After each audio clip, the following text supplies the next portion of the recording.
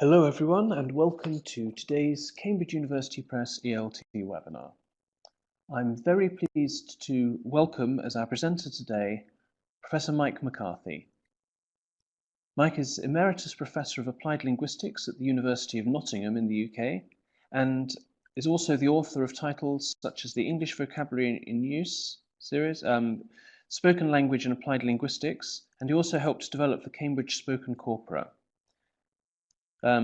His book, authored with Felicity O'Dell, Academic Vocabulary in Use, 2nd edition, is currently available. So, over to you, Mike. Thank you, Alistair.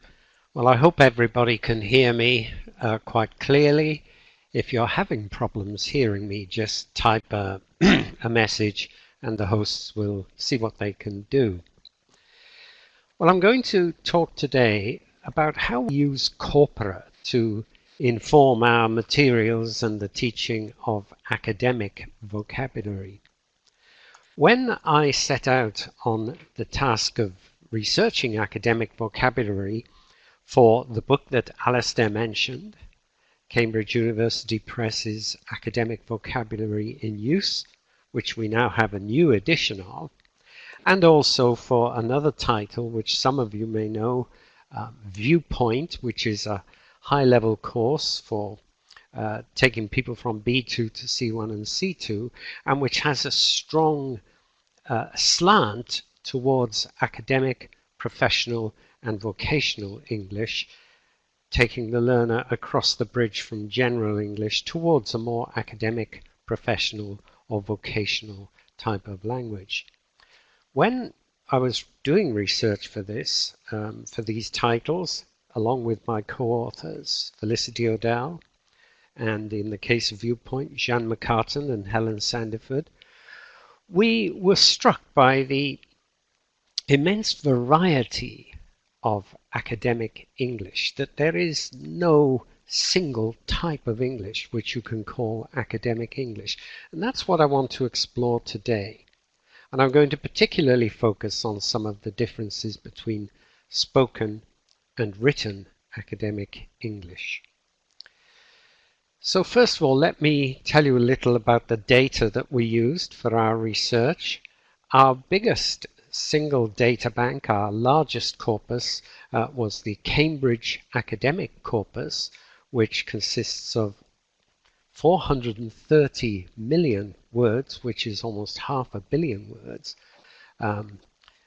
A great deal of it is academic writing of all sorts, from journals and articles and essays and so on, and also increasing amounts of spoken academic English as well.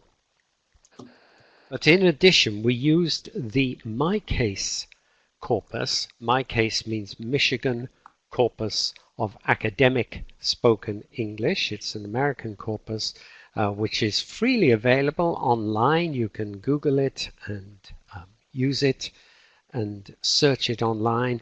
And from there we took lectures and seminars from a variety of academic disciplines. To give us a better idea of how spoken academic English actually operates, we also looked at our own CanCode corpus, the Cambridge and Nottingham Corpus of Discourse in English, which is a 5 million word spoken English corpus. And from there we extracted 1 million words of what you might call general social conversations among colleagues, friends, families, everyday spoken English, to try to see how similar or how different it is from what we call academic spoken English. We carried out a number of different types of analyses, and you're probably becoming more and more familiar now with the methods that we use when we analyze corpora, the different types of analyses that we can apply. But in case you're not familiar with them, I'll just mention some of them. We can make frequency lists for all the words in the corpus, and this is of course an incredibly useful tool to know which words are the most frequent in academic English and which words are rare or not frequent. A more powerful tool is to make keyword lists. Keywords are words which are not just frequent in the corpus, they are words which are statistically significantly frequent or infrequent in your corpus. So by a process of statistical analysis, the software can say, look, these words are occurring more frequently than could be predicted by random chance or ordinary random probability. They are occurring with statistical significance. Equally, the software can say, these words are absent from your corpus, but we might have expected them statistically to be present. So this is a very powerful tool which enables us to focus even more precisely on the words which are characteristic of academic English. You might say the fingerprint of academic English or the DNA of academic English, to use those metaphors which enable you to identify the unique nature of something. We also, of course, look at chunks, which many of you will be familiar with, that when we speak of vocabulary nowadays, we normally are not just thinking of single words. We're looking at groups of words, the way words occur together, time after time after time. These could be 2 words together, 3 words, 4 words, 5 words, anything up to about 6 words. After that, chunks are relatively rare. Another tool that we have in our corpus analysis is what is called consistency, or it's also called dispersion. And this enables us to look not just at how frequent words are, but where they occur across all of our texts. So the computer can tell us whether the words are all clustered and all concentrated in perhaps just a few texts of our corpus, or whether they are spread across our corpus, and how frequent they are in each different text in the corpus. And again, this is important information because we don't want our results to be distorted or skewed by the presence of a word or set of words which might be highly specific to just one set of texts in our corpus and which are distorting the overall picture. Okay, so those are some, not all, of the types of analysis that we can do when we have a corpus. And I'm going to show you some examples of each one and what we can learn from these different types of analysis. So let's have a look at frequency. And we'll look first of all at the top 20 most frequent words in written academic texts in our corpus, in the written texts. We have the, of, and, in, to, is, that, for, as, with, by, on, be, are, was, from, not, this, and or. Now this list, as we can see, it contains some of the most frequent words in English. And if we look at the types of words we have here, we have articles, the and a. We have a number of prepositions, of, for, from, by. We also have some conjunctions, and, or, as. And we also have very basic verbs, the verb to be, in fact. We have be, are, and was. And then we have a couple of deictics or demonstratives, as we can call them, this and that. And of course that can also operate as a relative pronoun. So these are dominated by basic grammatical words.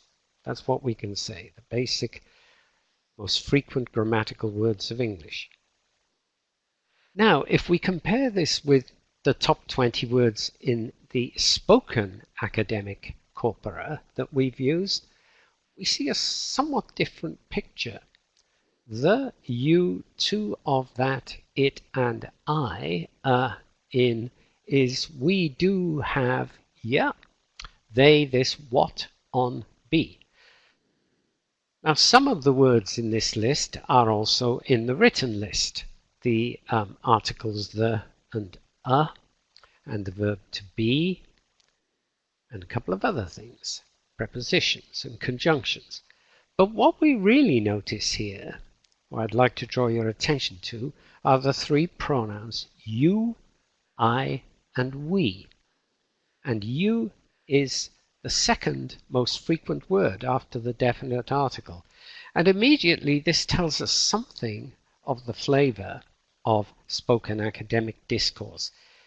Not surprisingly, spoken academic discourse is directed towards students. As a student, you are the listener. You are the you in this chart. But we also have we, because academic discourse is very much about helping students to join what we can call a community of practice, that is, the academic world. So what we are hoping is that the students will appreciate that they belong to a community, and this community expresses itself as we. And very often when we look at the discourse in our corpus, we find that we doesn't only refer to every person in the world, including the speaker. It doesn't only refer to we in this classroom, but it refers in general to the community of scientists or sociologists or literary critics, whatever the subject is that is concerned. So it's very orientated towards community of practice. Notice also here we have yeah, and we have what, which wasn't in the previous corpus list. Okay, so these frequency lists already are telling us something quite special. We can learn a lot from these frequency lists. But if we go back to some of the statistics that we had in our spoken list, if we look a bit further than the top 20, if we look at the top 50, we find quite a lot of words which are associated with informal, everyday conversation. I mentioned you, I, and yeah, but we also find a lot of hesitation markers, and we find discourse markers and pragmatic markers of various kinds. Right, okay. And response tokens. Right. Great. Okay. Now these tell us again quite a lot about the way spoken academic discourse proceeds, and I'll come back to these words in a moment. But I just want to focus on one example here to show you how similar in some ways spoken academic discourse is to everyday conversation. If we look at our informal conversational corpus, not the academic English, the everyday conversation, we find that 2/3, 66% of all of the examples of the verb to know are in the form of the chunk you know. Okay? If we look at academic English, spoken academic English, we find that this total is 64%. Acad spoken on this chart just means academic spoken. So what we can say is that as we look at these individual items, we can see how close or how distant they are from everyday conversation. And we find that there is quite a considerable number of items, single words and chunks, which are also common in conversational English. What we are saying is that spoken academic English is not necessarily terribly formal. It depends on what we're looking at. A lot of spoken academic English is quite informal, and it is quite like conversation. So if you are trying to train your academic students to become good members of the academic community, part of the training you will want to give them is actually in conversation skills. And therefore, an important part of the teaching of vocabulary that you want to give these students should be the vocabulary that they need for everyday conversation, the interactive vocabulary, the discourse markers, the response tokens that come from everyday conversation. These are present in great numbers in academic spoken English. We'll come back to some of these preoccupations later. Let's move on now to look at keywords. You remember I said that keywords are words which are statistically significant in the corpus. That is, they are occurring either more frequently than we would predict or less frequently. And the computer carries out a statistical operation to judge the probability factor for each word. Here's a list of the top 20 key words in spoken academic English. Now again, we've got some familiar words here. The, of, is, which, are, in, by, this. Then we have some which we wouldn't expect to find in ordinary conversation. Section, terms. Okay, well that's an ordinary everyday word. Between. Then we have example. Then we have an ordinary word, these. Then we have process. Then we have within, which is not very common in ordinary conversation. Then we have important, sense, and then ordinary words like very and will. Now, although these are a number of ordinary words here, like very, will, is, the, what the computer is saying is they are more frequent in academic English than we might expect. So something like the definite article assumes an even greater importance in academic English than in everyday conversation. And the reason for this is that academic English, whether it's spoken or written, is very heavily populated by nouns. The noun phrase really is the key to academic vocabulary. A lot of nouns. And research shows that learners, students who can control and exploit the structure of noun phrases, complex noun phrases with complex adjectives or post-modifiers, achieve higher grades in their essays than those who are perhaps less successful in the use of nouns. In the case of this particular table, I want to just highlight which, terms, and sense. Now these three are words which are not very common in ordinary conversation. The word which is not so common. We usually just say that if we want to use a relative pronoun. And very often in a question we can say what instead of which. But it seems it's very, very important in academic speaking. And we'll find out perhaps why later. And then we have these two words, terms and sense, which, as I said, we would not expect to find in informal, friendly conversation. Moving on to the keywords in written academic corpus, we find quite a different list. Quite different. And reading down this list, we have OWL, PP, figure, journal, eds, et, theorem, table, behavior, cognitive, linear, cm for centimeters, dynamics, equation, gene, parameters, learners, IBID, protein, interaction. Now, of course, there are some recognizably scientific words here, but there are also a number of other things which we can draw lessons from for our teaching. And they are things which may not look important at first glance, but which are actually quite significant. For example, we have here abbreviations, OWL, which we find in references, in academic referencing. A book by 3 different authors might be referred to as Carter, et al. Instead of listing all three authors. PP, the abbreviation for pages, plural. Eds, meaning editors. Ibid, down there at number 18, a short form of the Latin ibidem, meaning the same place in a book or an article, which I have already referred to. Then we have cm as an abbreviation for centimeters.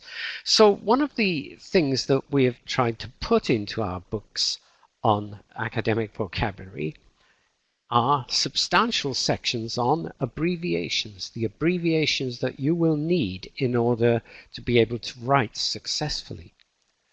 But this table also hides some other things. Examples of capitalization. It seems that when we put a figure into our essays, it's most commonly capitalized. And of course the name of a journal, Journal of Education, Journal of Environmental Science. These will be capital J. A table will have a capital T. So things which don't look important become important when you look at these lists in greater detail. So the keyword lists are extremely useful and helpful. Keywords often show some important differences. I'm going to go back to the word OK, which is a keyword in the spoken keyword list. I can't remember what number it was now, but it's quite high up in the list. I'm going to show you here the difference between what you get from a frequency list and what you get from a keyword list. If we take the frequency of OK, we find it down there at number 40. So we might think, well, it's important, but it's not one of the most important words. But if we look at its position in a keyword list, we find it's number 5. And this tells us something about the difference between frequency and keywords, that it is the keywords where we really need to look at the things which are very special and which characterize academic English. And the facts about OK are the following. If we look at all of the examples of OK, 95% of them in the academic corpus are either responses, that's okay, well, okay, yeah, yes, okay, or they are discourse markers signaling the phases of a lecture or a seminar or a class. Lecturers typically say, right, okay, or well, okay, let's move on to the next phase, or right, okay, we've looked at this, now let's look at that. And these are overwhelmingly used by lecturers and tutors. We don't often find students saying okay unless they are actually perhaps engaged in group work. And even there, we don't find it that frequently. So we can also distinguish in our vocabulary of academic speaking between the roles of speakers and the vocabulary used by lecturers and tutors and professors and teachers is quite different from that used by typically used by students, in so much as the lecturers have control over this vocabulary which organizes and which responds to things which the students say.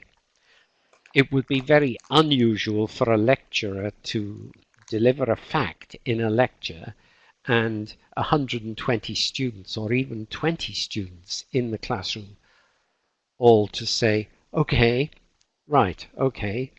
This would be very strange and not the behavior that is acceptable within the academic community. So when we're preparing our materials, we have to bear this in mind, that speakers' roles are different. The roles of the teachers and tutors and professors is different from that of the students. And if you go and have a look at the My Case corpus, which I hope you will after this webinar, you will be able to see and you will be able to notice the difference between the language of students and the language of the professors. The students are, of course, younger generally. The professors are the experienced members of the academic community. One thing I did say earlier about keyword lists is that it's important to see what is not there as well as what is there. And some of the words from the frequency list which disappear from the keyword list, which we compared earlier, the frequency list and then later the keyword list, they disappear because they are items that do not distinguish academic speaking from everyday conversation. Acad here meaning academic and conv meaning conversation. So a lot of these little words like well, and I and you don't necessarily distinguish academic speaking from conversation. And what this tells us is, as I've said before, that academic speaking is very much like conversation. A lot of it is like conversation, and we should never forget that. Formal speaking is much more likely to come from a professor or a tutor, a lecturer. But even there we find a lot of informality, and I'll come back to that in a moment. Let's have a look now at some chunks, because our time is rolling on and I would like to leave as much time as possible for your comments and questions so that I can look at them and answer some of them as the hosts present them to me. I mentioned chunks earlier, that we can look at chunks of 2 words, 3 words, 4 words, 5 words, whatever we like. We just tell the software to do what we want. I'm going to show you examples of 4-word chunks in spoken academic English. Here are the 30 most frequent 4-word chunks in academic speaking. The end of the end of, and it goes on. I'm not going to read the whole list, but what I want to highlight here, what I want to focus on, is that at least 3 of the items in this list are quite vague. Sort of, you know. And number 25, quite a lot of. And number 28, a bit of a. And you could even perhaps say that 29 is a little bit vague. And this always surprises people, that academic language is full of vague expressions. We tend to think that academic language must be terribly precise and accurate and must be very, very specific. But this is not so. Vague language is important in all types of speaking, because what it does is it is not a way of saying I am vague and I don't know what I'm talking about. Vague language says to your listener, I can assume that you share the same world view as me. So if I say quite a lot of heart attacks are caused by overweight, I will assume that you have some idea of what quite a lot of means, that it doesn't just mean 3 or 5, that it will mean a high percentage of the number of heart attacks that perhaps you've already read about or that we are going to discuss today. So from each different context and in each different discipline, these vague language items are absolutely crucial, and they are ways of saying to the students, you should be able to understand what I mean. Again, it's this question of making the student feel that he or she is a member of that community of practice. So, teaching vague language will also be important in academic English. I'm also going to focus on number 9 and number 18 here, the way in which and in terms of the, because we are now putting, if you like, we are now putting flesh on the bones of the frequency list for single words.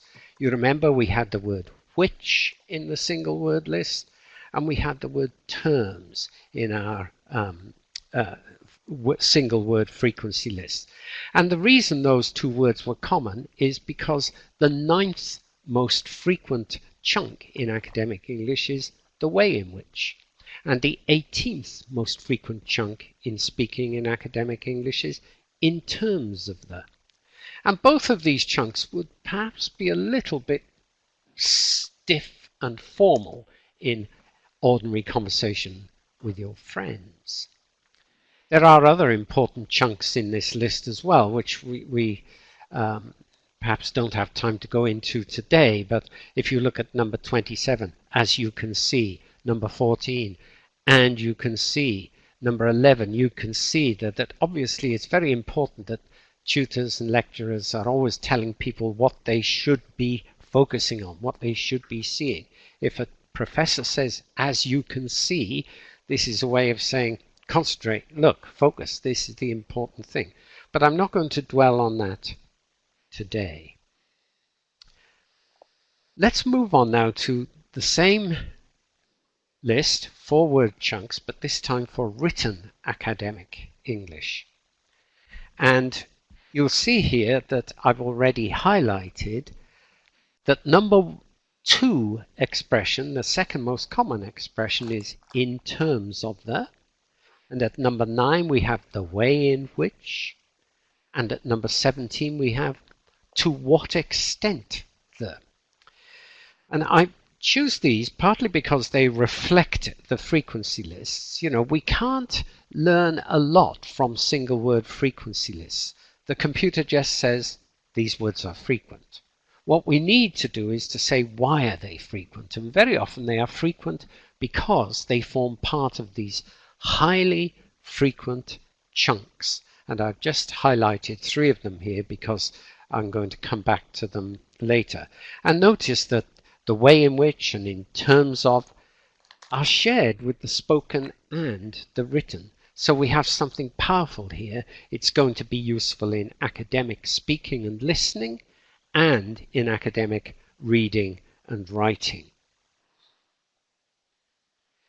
I mentioned earlier on this analysis of consistency, and if you remember, consistency or dispersion is finding out how many texts your keywords or frequent words occur in.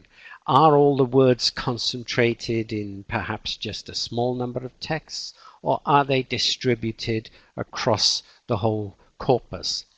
And I just want to take an example here of the 2 pronouns I and you. Now you remember that in the spoken academic list, I and you were very important. They were not in the written academic list, but they were in the spoken academic list. But we need to ask ourselves then, well, where do we find I and you? They're both frequent words, but are they, distributed equally across the corpus? And this is what we find, that if we look at our conversational corpus, we find that I is distributed very, very highly. We find it everywhere. And you is slightly less frequent. If you look at the distribution across the spoken academic corpus, the picture is quite different. We now find that it is you which is spread across the corpus, and I is far less spread. It's far more concentrated or focused, if you like. And again, this tells us a lot about the nature of academic discourse. Academic discourse is directed towards you, the student. You are at the center of it as the listener, as the person who is going to do the tasks and the activities, as the person who is going to write the essays, as the person who is going to take the examination. So these different types of analyses are incredibly helpful in telling you more about the language you're dealing with than you can just get from frequency lists. And nowadays you will be bombarded by published materials where publishers say, this is based on a corpus frequency list. Well, if that's all it's based on, then there's nothing terribly special about that.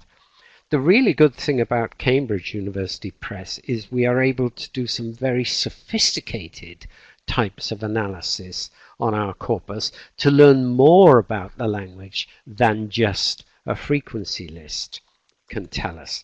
We can learn all sorts of things about not just the frequency, but the distribution and range of words, the differences between speaking and writing, whether they are keywords, whether they form part of chunks, and so on. And all of these things are important when you are preparing materials, whether it be for general English or, as in this case, for academic English. We've looked at I and said that it's not as widely distributed across the corpus as U, and I just wanted to show you a concrete example of this, how I can be very, very different in its frequency in individual texts. On the left, the highest column there, the tallest column, which says 1, 1, lit, sup, what this is, it is the number of uses of I in a one-to-one literature supervision for a PhD student who is studying literature. So there are just two people involved here, the supervisor of the research and the research student. So perhaps not surprisingly, we have a lot of I, because that is the function of a supervision. It is an occasion when a student reports what he or she has done to the supervisor. So ideally, the student does most of the talking and says what I have been doing, and tells their teacher, their professor, their supervisor what they've done. The second column, which is somewhat smaller, which says guest SP Inf, this is a guest speaker who has come to a department to give an informal seminar about his research. It was a male speaker, to a group of postgraduate students and staff members. If you're in a university or a college, you'll be familiar with this. It's the sort of thing you do on a Tuesday afternoon at 4 o'clock. A guest comes in, hopefully it's somebody well known, and they talk about their research sitting around a table in a fairly informal way. And again, we have a high number of occurrences of I here. But the third column, which is actually more frequent than the second column, is from a lecture in the Faculty of Medicine. And there is a high number of the pronoun I in this lecture. And we have to ask ourselves why. Surely a medical lecture should be about objective, scientific, medical facts and procedures and processes. If we actually look at that lecture, we find something that we find in a lot of lectures, and which again will be important in training our EAP students. And that is that lecturers often, at the beginning of the lecture, tell a personal story or a personal anecdote, something that will make the students feel more comfortable, make them feel that this is going to be an interesting experience. It won't be a boring lecture. And in this particular lecture, the medical lecturer tells a story about when he was a hospital doctor. Quite a long story. So our students need to be prepared for a range of vocabulary that is perhaps outside of their specialist vocabulary. Very often students come to EAP classes expecting you to focus on their technical vocabulary or their sub-technical vocabulary, and that is important. But it's very important also to impress on students, if you are going to study in an English medium university, whether it be in the native-speaking English world or the English as a lingua franca world, you've got to be prepared for a great variety of speaking, therefore a great variety of vocabulary. And it's perhaps a mistake to neglect the more general side of academic speaking, the vocabulary of it. Tendencies. Well, I want to begin to talk about some general tendencies now that we find in our academic corpora. Writing in some ways is more straightforward than speaking. We know what writing is like. We know what a typical journal article is like. We know a lot about student essays. We know a lot about websites and popular magazines like The New Scientist and so on. and the scientific columns that you get in serious newspapers. But when we look at academic speaking, we find a wide range of styles in our two spoken corpora that I've referred to, the MyCase corpus and the Cambridge academic spoken corpus. Very, very wide range of styles. And I repeat this time and time again that this will be such an important part of creating and delivering good materials and good activities to your students in the EAP context. These styles range from events which are typical of casual conversation. Some of the more informal supervisions and tutorials have a great similarity with ordinary, friendly conversation. At the other end, we have monologues, lectures. But even these monologues are frequently peppered with conversational items. So we have this incredibly wide range of styles.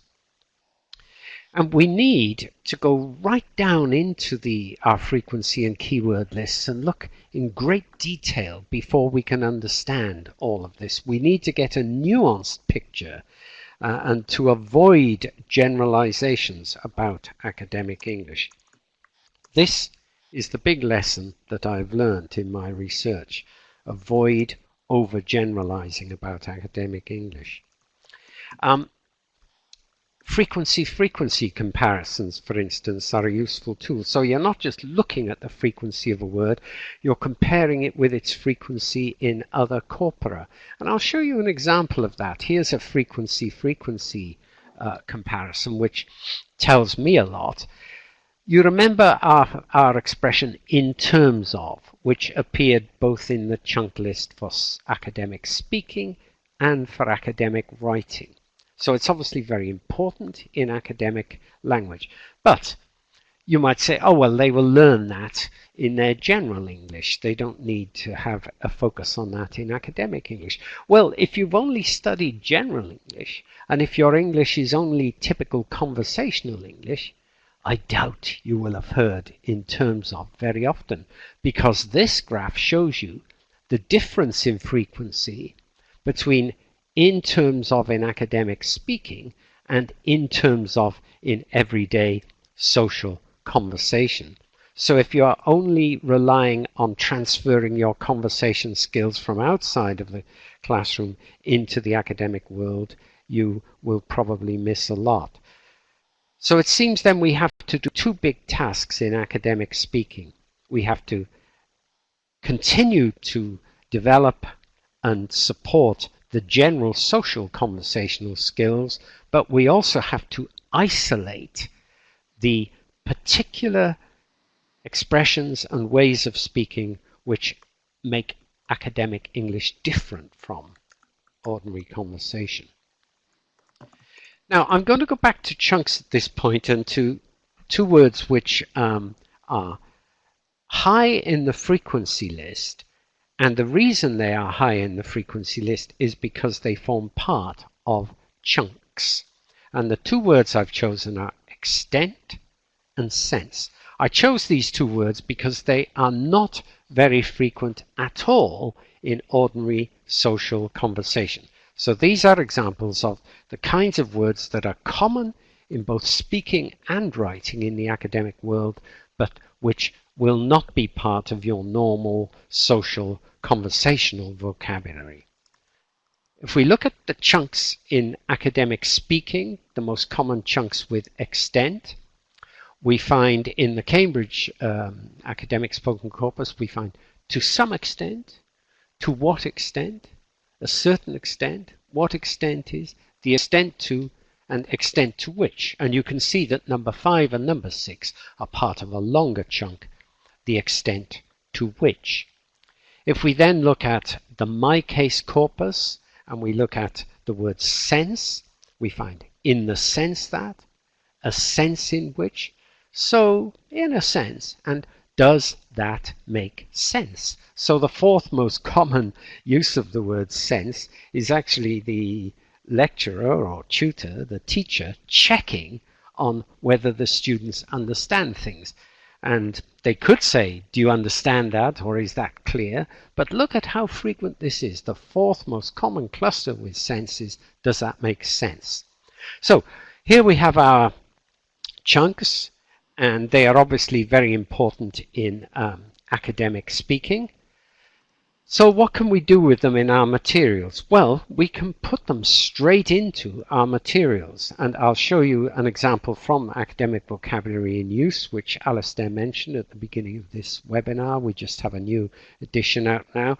We have tried to make sure that we have included these key expressions. So we have here, to what extent, and we have in the sense that.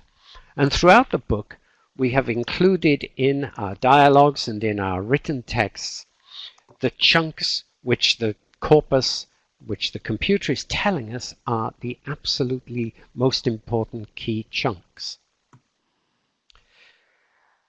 Another word which forms part of important chunks is the verb might, the modal verb might. And here I want to do a frequency comparison with chunks. If we look at might in academic speaking, this is what we find. In our academic spoken general corpus of academic speaking, we find it might be a, might not, you might be, that might be, might want to, might not be, or it might, there might be, you might get. In my case, we have it might be, that might be, you might want to, you might have, might be a, that you might be able to, might not be, might want to, and might be able. You should notice here in both lists that the mights are connected with you. They are directed by the lecturer towards the students, and this is of course characteristic of academic discourse, that it's often speculative and so on. But what is really interesting is that both of these lists contain you might want to, and in the case of the American, my case, it's been transcribed as you might wanna. Well, that doesn't matter, it's the same one, and might want to is down there. That if we look at conversation at the top 10 chunks, we don't find that, right? So you might want to, again, is clearly an important expression for academic speaking, and it is a way of tutors telling you what they think you should do or you must do.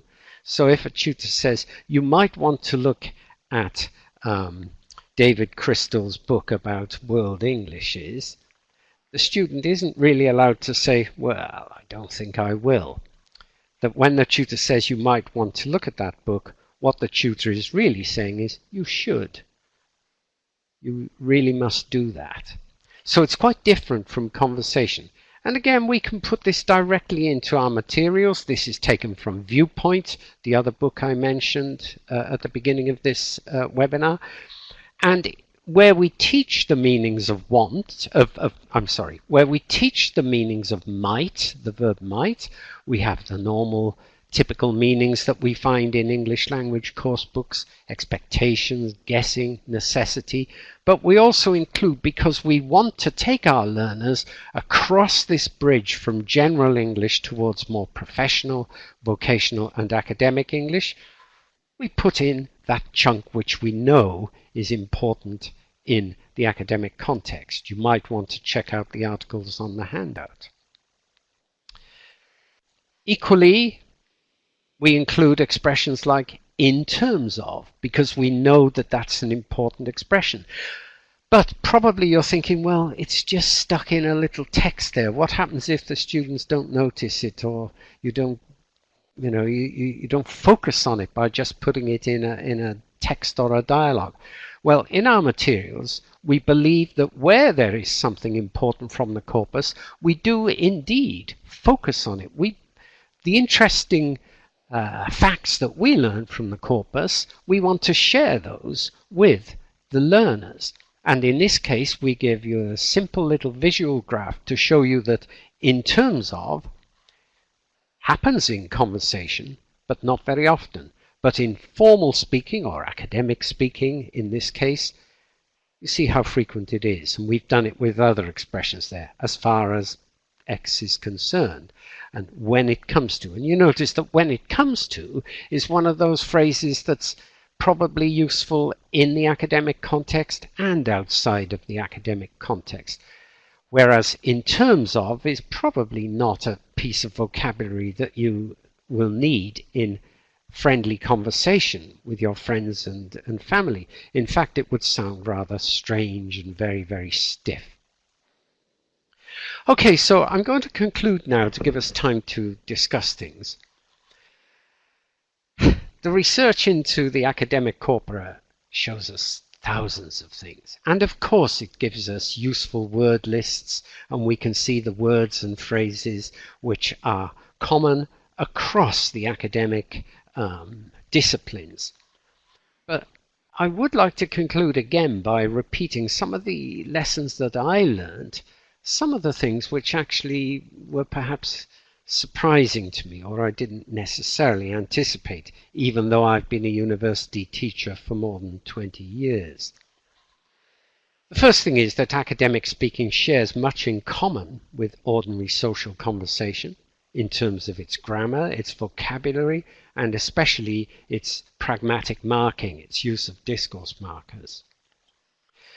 What really is important, though, is that there is no single prescribed, that is rule book, or proscribed, that is things which are forbidden, in terms of style.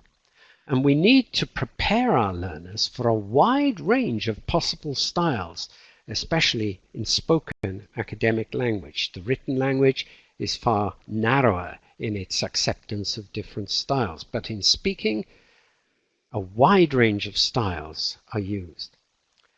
The other thing that does come out of this research is that the labels which institutions such as universities and colleges give to the events on the timetable, they call them lecture, seminar, tutorial, class, supervision, that these labels are not a very good guide to what you will hear when you get in there.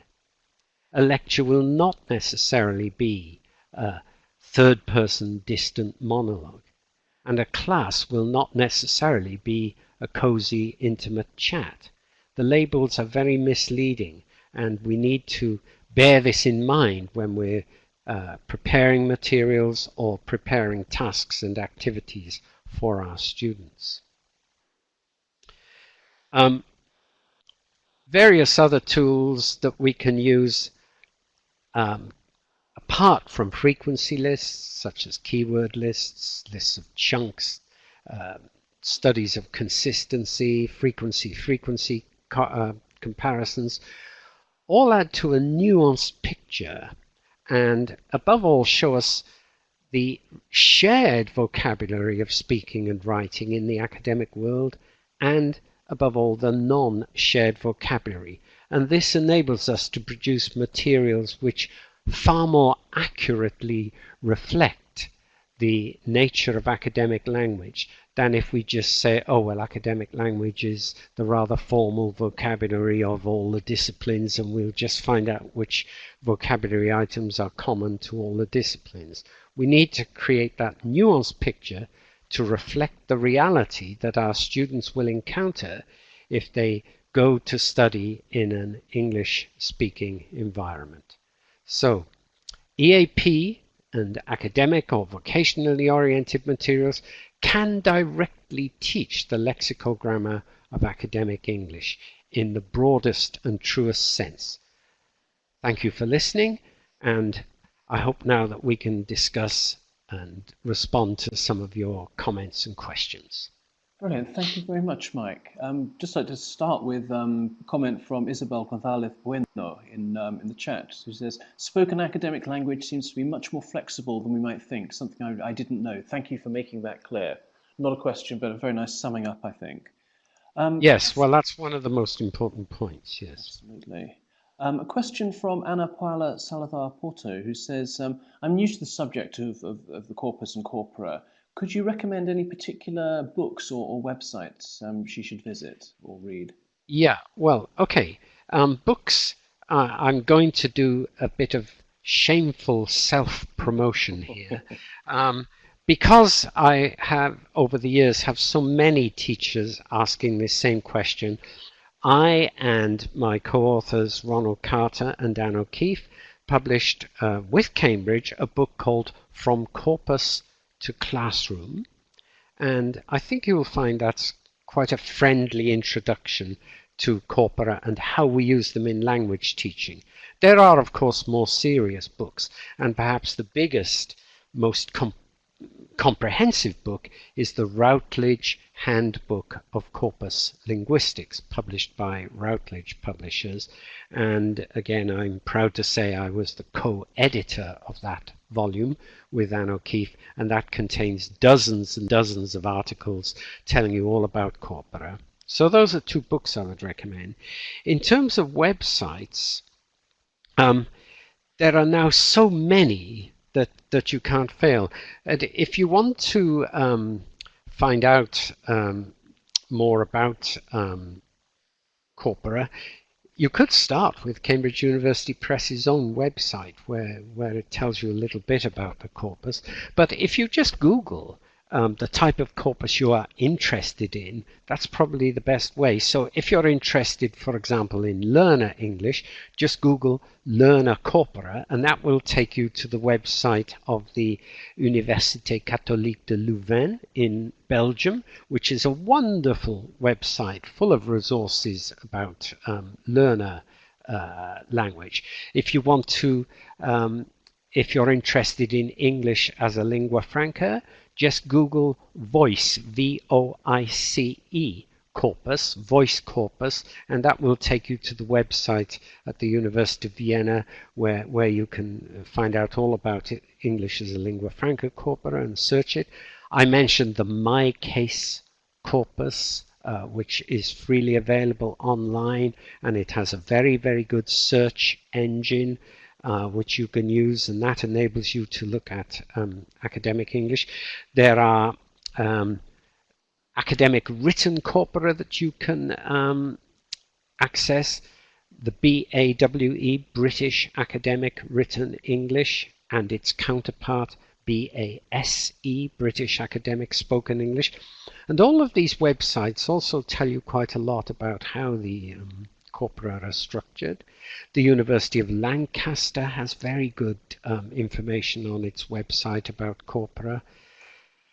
And I'm delighted that you're interested in these things. So do go ahead and get going on the web and reading about them. Okay, thanks. We had a couple of questions about software and technical things. So one question was from Judith Durma asked what software you were using. And yes, sorry, go on. And I was just going to follow that up with Martin Dobie asked whether you were aware of any technical training on using concordance software for teaching. Yeah. Okay, so first of all, I use several software packages because I think it's like any computational software. Most good software can do most things, but they can't do everything. So you find yourself using 2 or 3 things. Now, we're very lucky at Cambridge University Press to have, as authors, to have access to Sketch Engine, which I think is one of the best software suites available. It's an online suite. You use it online, and you have to subscribe to it. But if your university or college or language school might be prepared to do this because it's such a powerful resource, that's Sketch Engine. If you want to buy a suite for your own desktop, probably one of the best is Wordsmith Tools, and that's one of the ones that I've used. It's very good on the consistency and dispersion type of analysis. Wordsmith Tools, and that's published by, I shouldn't use this word in Cambridge University Press, but by Oxford University Press. We who live and study in Cambridge often call Oxford another place. We don't use the word Oxford, it's bad luck, but I've used it. There you go. So Oxford University Press. There is another good one which you can look up online, which is Monoconc, And then another very good one is Antconc, Antconc. And you can Google all of these and see which one suits you for the types of analysis. As I say, in my own case, I find I need about 3 or 4 of them to do all the jobs I want to do. As far as training, I don't know if it still exists, but there was a centre in northern Italy that the late Professor Sinclair and his wife used to run, the Tuscan Word Centre, where you could go and do courses, training courses in corpora. But I'm afraid I'm not aware of any other places. You've caught me there. There may be somebody who is online now who can tell us about training courses for corpus use. I think most students learn to use corpora on teacher education courses or MA courses, or when they're studying for higher degrees. So it's not a very satisfactory answer to the second part of your question. Thank you, Mike. Just squeeze in one more question if I can, although we have run over time. Just a question from Jill Kendon, who asks whether you'd use corpora directly in the classroom or primarily for preparing material. Well, primarily for preparing material, because research shows, thinking in particular of research by Rachel Allen, research shows that data-driven learning, as we call it, that's when you take corpora directly into the classroom, is very good for advanced level students. It can cause real problems for students, say at prep level or lower down, because what you find, of course, if you use natural data in the classroom, is that you're trying to focus on some particular feature. It may be a chunk or a piece of grammar, and there are too many distractions. Now, Rachel Allen got over this problem by building a corpus of simplified readers, but even then, the students needed quite a lot of training in using corpora, especially reading concordances, because you have to remember that when you read a concordance, you're reading in a way that we've never been trained to read. We've always been trained to read from left to right and then down the page. Skillful reading of a concordance actually involves you in reading vertically up and down the page as well. So you find that training in reading concordances, and above all, training in interpreting the evidence. I mean, I've been using corpora since 1982, and I'm still learning about how to interpret the evidence. And I think I've shown you today, for example, that no one type of evidence is enough. A frequency list isn't enough. A concordance alone is not enough. So for that reason, in my own case, I've focused on using the information I get from a corpus to help me to construct what I think are better materials. Thank you all for your questions and comments, and thank you all for listening. I hope the webinar has been clear and helpful to you. Very much so, Mike. Thank you particularly for all the insight and help and advice there. And thank you everyone for attending. I'm afraid that's all we've got time for today. But before we go, I'd just like to tell you all about some forthcoming webinars. At 10 o'clock in the morning UK time, so 5 hours earlier than usual, on Thursday, Alan Davenport will be here to offer some advice on using authentic practice tests in IELTS classrooms, particularly focusing on reading. That's the first in a series, focusing on the key skills. Then in our usual Tuesday slot next week, Susanna Reid and Leslie Kustaff will be joining us to share some steps to successful communication for young learners. You can sign up for all those sessions on our events page, which Sarah has just posted into the chat. Don't forget that your certificate of attendance will be sent out automatically next week. You really don't need to email me about that. And if you miss any of our webinars, don't forget we share the recordings whenever we can on our YouTube channel and on our blog. You can keep up with all our news on our Facebook page and on Twitter. So thank you very much, everybody. Thanks particularly Mike and Sarah and Eleanor who've been helping out, and see you all soon. Thank you very much.